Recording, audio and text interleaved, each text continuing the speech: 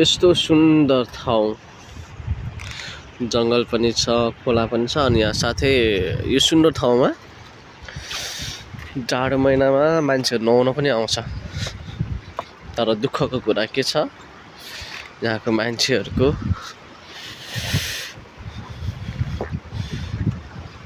व्यवहार यसरी फोहोर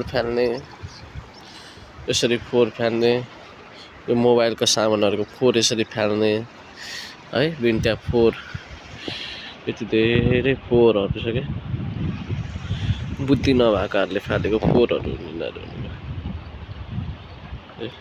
फोहोर कहाँ फाल्नुपर्छ, हेटौडामा नगरपालिकाले फोहोर उठाउन आउँछ,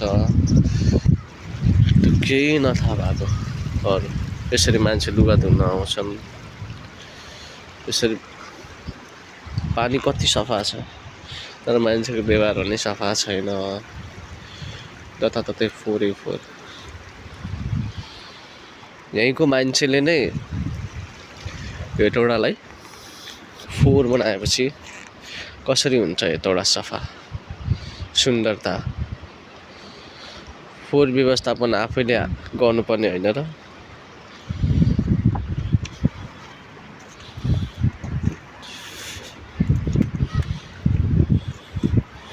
फोहोर कहाँ फाल्ने भनेर थाहा नहुने पनि मान्छे हुन्छ र? यस्तो सुन्दर ठाउँमा तपाईँहरू पनि आउन सक्नुहुन्छ हेटौडाको, तर फोहोर फाल्न भने सक्नुहुन्न। जोगाइराखौँ हेटौडाको खोला।